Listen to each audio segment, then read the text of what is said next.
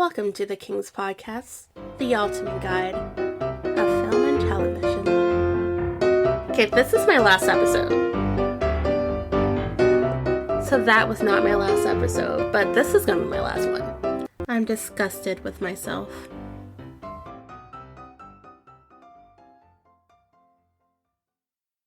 Thank you so much, Tom. We have breaking news that's coming out this morning. There have been several sightings of a Godzilla-like creature that has been emerging from several locations within the Pacific Ocean. There has been sightings near Japan, there have been sightings near Indonesia, Australia, specifically Queensland, and there's even been a sighting near Hawaii. Yes, Tom, and we will be going more... Oh wait, we just have another breaking news that's coming out this time from New York City. There seems to be some sightings of vampirific werewolves outside of Harlem. Yes, that is correct. The world continues to be a dumpster fire. As you can see, Tom, those events didn't really happen, but I would not be shocked if they did. Because 2024 is a hot mess. And some of the things that have happened, that have occurred, have really even blown my mind, make me feel as if we are living in a simulation. Because there's no way this is really our timeline. There is no way that this is real. If someone would just like to pull the curtain and let me know that I'm actually living on the Truman Show, that would be greatly appreciated. But luckily, I have found ways to keep myself a little sane. So, I made a promise, though no one really cares, to review the third season of Bridgerton. Without further ado, here it is. The third season of Bridgerton picks up a few months after the events of the second season. Kate and Anthony are enjoying newlywed bliss. The Featheringtons miraculously inherited some money from the late Aunt Petunia. We viewers know it was from Cousin Jack's side business. Prudence and Philippa are married. Philippa to Mr. Finch and Prudence to Mr. Dunkworth. Eloise and Penelope are no longer friends due to Pen being Lady Whistledown. Colin has gone off to have adventures across Europe once again. And that is what you missed last time on Bridgerton. It is once again the start of a new wedding season. This season, a new Bridgerton lady will be introduced to society. It is now Francesca's turn. Unlike the previous seasons, Francesca is being portrayed by Hannah Dodd, and not Ruby Stokes. It's always fascinating to me when a new actor steps into an already established role. I'm intrigued by what they are going to bring to the character. I believe it helped that Francesca was not heavily featured in the previous seasons of Bridgerton. We didn't know much about the character, which allowed space for Hannah to come in and impress us. I will further discuss my thoughts on Francesca and her storyline later on in this episode. Over in the household of the Featheringtons, Lady Portia is fixated on her daughters creating heirs. Hopefully, fingers crossed, males. Penelope once again is driven in the background. But something snaps in Penelope when her mother tells her, "You will always be there to take care of me." She is determined to find a husband by the end of the courting season. But there's something you need to know about Penelope. Apart from her being Lady Whistledown, she is helplessly in love with Colin Bridgerton. Unfortunately for Penelope, Colin returns to town all rizzed up. He is the hottest bachelor of the season. He is winking at women across the room, kissing ladies' hands, picking up handkerchiefs, having threesomes with the ladies of the night. he is unrecognizable to Penelope and the viewers alike. This is a bit of a side note. There's always been like a glow up for all Bridgerton leads since the second season. There was something so unauthentic about Colin's glow up. Just to me, it felt forced. And I'm not speaking about his physical appearance. I'm talking more about character. I would have preferred if he was uncomfortable with his newfound attention. There was a level of insecurity with all the eyes being on him. That could have been something he shared with Penelope. Or if he was completely awkward or tongue-tied when it came to matters of the heart.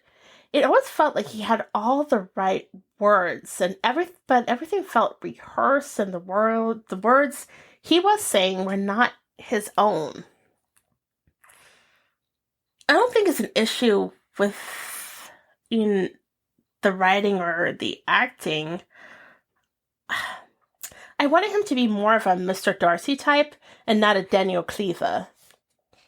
But let's go back a little. Penelope presents a new look at one of the balls. It's a gorgeous gown. All eyes are on her. And emerald is her color. She even finds a potential suitor in Lord Debling. This is not a popular opinion. I think I would have liked if Lord Debling stayed around a little longer. But do you know who else was looking for a husband? Or should I say, on a hunt for a husband? Cressida. Cressida also has her eyes on Lord Debling. And there's something we should know. Cressida seems to hate Penelope's stinking guts. I think there's like a fan theory that Penelope was mean to her as a child or something, and that is why Cressida hates her. So she steps on Penelope's beautiful emerald gown and ruins it. But this leads to an opportunity for Colin and Penelope to speak outside of the ball. But she calls him out, letting him know that she overheard what he said. Colin is desperate to be in Penelope's good books.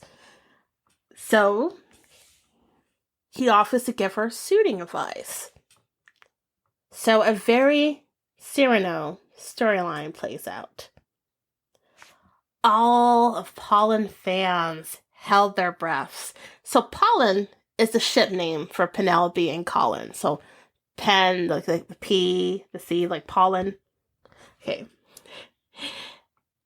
This is what we have all been waiting for.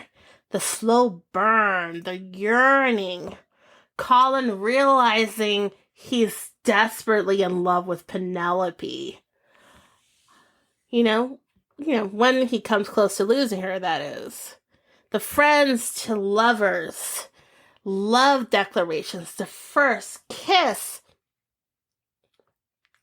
Even with all the right words, all the right lighting, the fantastic score, they were unable to get me to feel anything for Pollen. Sorry. I don't think it had anything to do with the screen time. Frankly, I wish Penelope would have made him suffer more. Let him suffer in his newfound love for her. I wanted more yearning, more burning. Give me a pathetic man in love. Ooh. Let him prove himself to her. I felt that he did it. She gave in too quickly to him. Like, let him beg for forgiveness. Let him embarrass himself. Come on. I know the carriage scene was popular. I saw the memes, the reels, the TikToks, and this is another unpopular opinion. But my girl deserves more than to be finger banged in the back of a carriage. Please excuse my vulgarity. It won't happen again. Don't get me wrong, it was hot, and I am an advocate for female pleasure. So Colin gets brownie points for that. But considering how much she loved and cherished him, I felt the kerosene should have come later on. Preferably after the mirror scene, which I have to say was quite lovely. I must give Nicola props. So Nicola Coughlan is the actress that plays Penelope. She was not lying when she said she belonged to the women with perfect breasts community. Her girls are fabulous. Like, if I had what she was working with, every single outfit I owned would be used to accentuate my girls. Yeah, and that is why God did not make me part of that community, because I would have been a hot mess.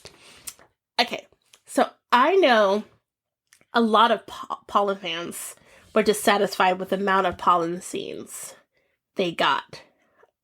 And this is just in comparison to other couples that had come in previous seasons of Bridgerton. So the Kate and Anthony, Daphne and Simon. I don't believe more scenes would have helped their chemistry, which was lackluster, in my opinion. And I say this as someone who's like, I'm like the biggest Nicola fan. Like, I adore her. I've been a fan of her since Dairy Girls. But honestly, like, Kate and Anthony were only on my screen for a few seconds, and I had to fan down the flames. Like, their moments were few, but just are seared in my brain. Like, the way Anthony loves Kate, and the chemistry between Jonathan and Simone, they're really fantastic.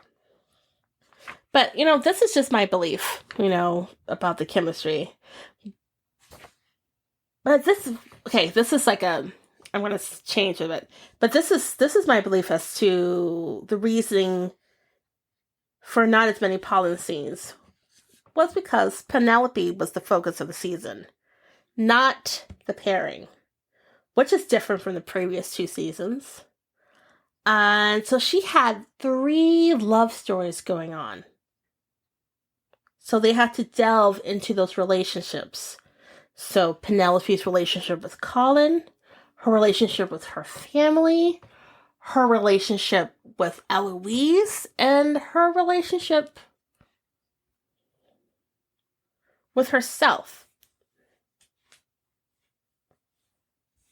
And I feel like herself and her family were kind of intertwined as being like a love story. So that's why I say 3. I love the storyline, or the subplot between Lady Portia and Penelope. We saw how much her mother, and Lady Portia is Penelope's mother, loved her, and how their bond grew stronger. They developed a much needed respect and understanding. And I was really moved by that. And it was actually my favorite plot of the season, actually. I don't know, there were just I just remember there would be moments where I just kind of got misty-eyed with them, and I was also watching with my twin sister, and we both had the same feeling. We got really emotional seeing the bond between the mother and the daughter. But we also got some comedic gold from the Featherton sisters. They really give me this Brandy's rendition of Cinderella, the evil stepsisters, or like, wait, are they the evil stepsisters, or maybe they're called the ugly stepsisters or evil stepsisters? I have to figure out what the real, what they're called within. Actually, I think in like Cinderella's the evil stepmother and then the ugly stepsisters.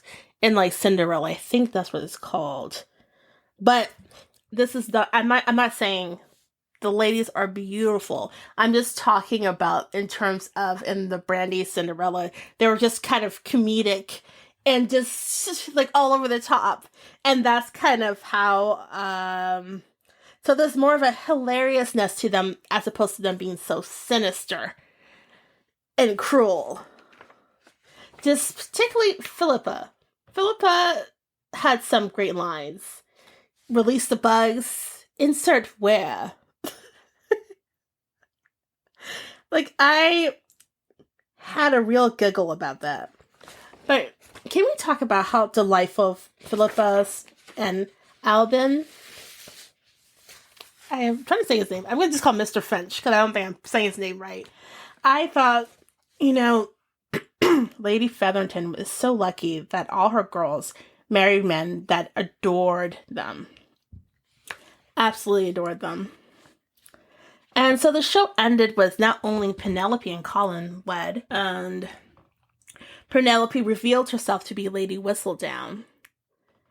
And all the Featherington's ladies are now mothers.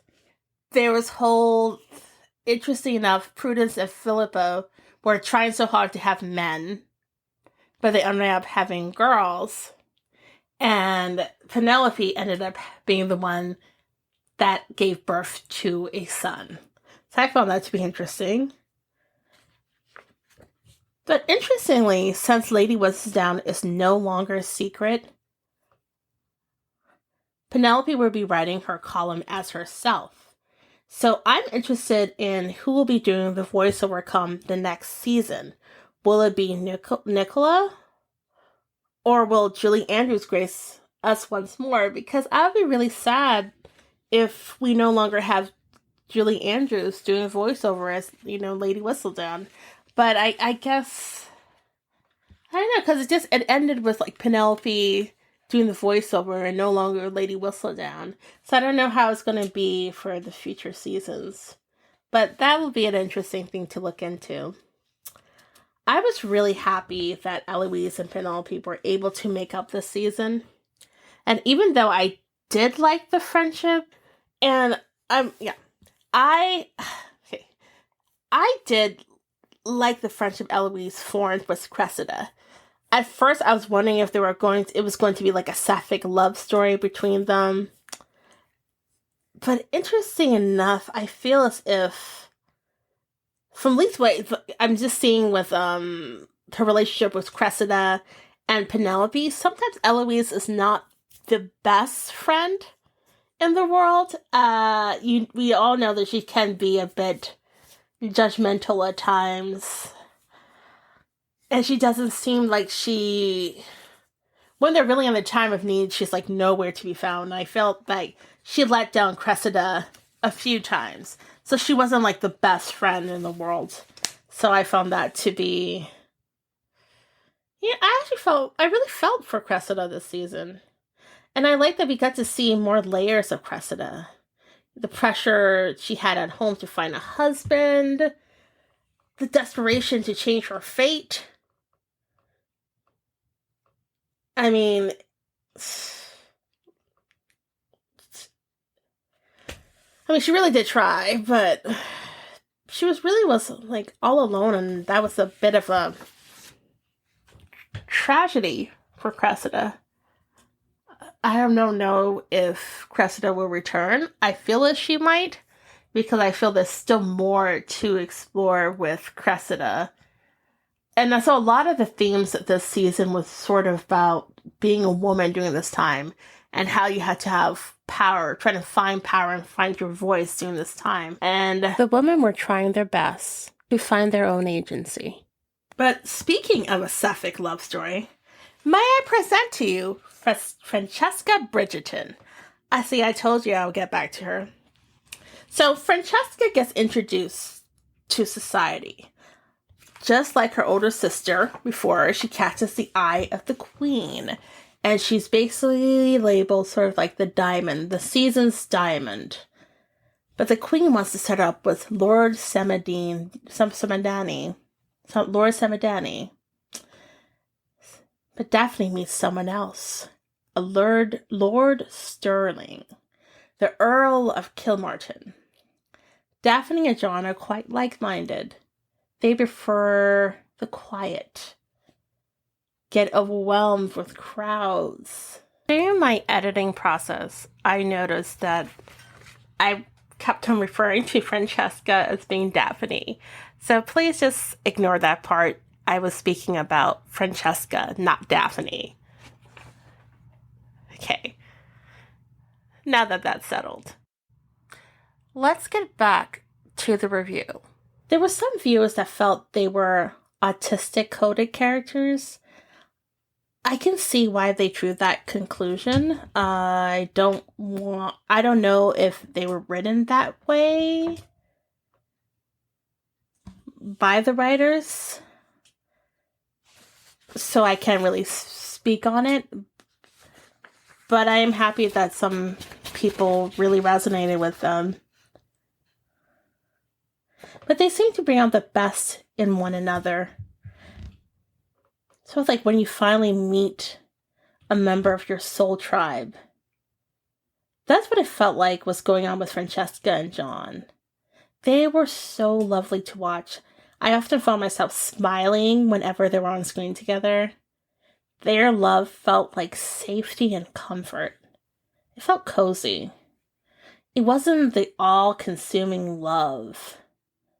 Lady Violet Bridgerton, who is Mrs. Bridgerton, so the mother, was worried about the pairing at first. But she realized they were a well-suited match. Francesca and John eventually get married. But there was a moment when they shared their first kiss. You could see a slight hesitation on Francesca's face. Like she was expecting a spark that did not come. Excellent acting choice on Hannah's part. Like a slight breadcrumb. But when Francesca meets John's cousin, Michaela, she is at a loss for words. Love at first sight, I dare say. Book loyalists were enraged by the introduction of Michaela Sterling. Was it due to homophobia? Yes, but I'm jumping ahead of myself. In the books, Michaela is Michael. Michael Sterling would be the great love from Francesca. In the books, Francesca deals with infertility and the devastating loss of her husband John. She gets a second chance at love with his cousin Michael. The book loyalists are convinced that Francesca Sterling is now ruined due to the creator's gender bending the character of Michael. I'm just going to acknowledge, their feelings are valid. I'm not one to dismiss anyone's feelings, but I feel that people are getting a little bit ahead of themselves. We don't know what season Francesca will be. I don't know if it's going to be next season, the season afterwards. We don't know. So we must give grace to the creators. We have no idea how Francesca's story will unfold.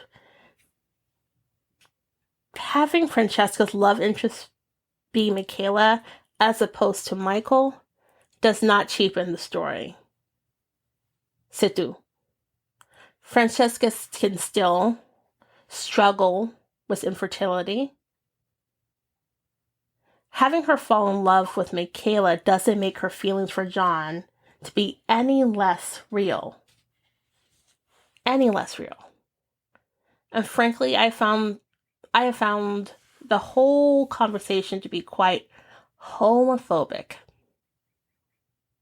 And some of the things people are saying online, because they're still saying it, are flat out disgusting. I am excited to see what is in store from Francesca. And I have a feeling her story will go on for many seasons to come. So I feel as if it's going to be spread out. Like maybe next season, we may see a glimpse of her being married, and maybe towards the end of the season, her husband passes. Or maybe what happened the following season. But it's supposed to be like over a long course of time. And just how beautiful would it be in this Bridgerton world for us to have a sapphic love story as a core, as one of the main love stories. I think I would love to see that. But I feel that the season was setting up Eloise to be the next lead. Most people feel that it will be Benedict due to the mention of a masquerade ball. That is a possibility.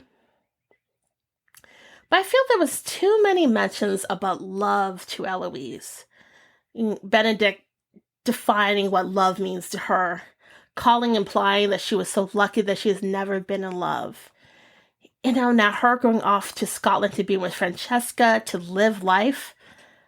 I feel that it will be Eloise. If it is Eloise next season, they'll be setting Benedict to be the lead for the following season, or perhaps maybe they may do a joint season. That's a possibility. And speaking of Benedict, my beloved, Benedict had an interesting subplot this season. While escaping from unwanted attention, he meets Lady Tilly Arnold. He's immediately enamored with her. She's independent, sophisticated, surprising. They fall into a bit of a relationship. It's still casual. Lady Tilly introduces Benedict to her other friend, Paul. Paul is dashing and sophisticated. He finds Benedict to be charming while tipsy on wine. Benedict is quite shocked to find out that he is also attracted to Paul. When Benedict catches Paul and Lady Tilly kissing, they make him an offer. He chooses to refuse. But after a bit of a think, Benedict accepts the offer, and the three of them have a bit of sexy times. I wish Benedict's storyline panned out differently. I wish we saw him fall in love with a man and he completely rocked his world. Can you imagine if instead of Lady Tilly, he met someone else? Another gentleman hiding from mothers trying to wed their daughters to him. Think of all the time they could have been hiding together. Benedict will find himself feeling inspired to paint once more, both not realizing that they're falling in love with one another because these feelings are foreign to them. The yearning, the longing, the heartbreak. Benedict feels he would never feel this way again until he does, which would bring him to his season. When I first started watching Bridgerton, besides talk about pollen, sort of like in the internet space, I heard a lot about Benefee, which is the ship name for Benedict and Sophie. Benedict's story is supposed to follow like a sort of Cinderella-like tale. Book loyalists are fearful that their beloved Sophie might in fact be Stephen or Samuel. What the absolute horror! I personally don't think the showrunners are going to change Sophie. I wish they would, but they won't. Some fans are speculating instead of a Cinderella story, it would be more of a Mulan storyline. That would be fascinating because I love Mulan. I'm talking about the cartoon. I'm talking about the aspect of Disney cartoons.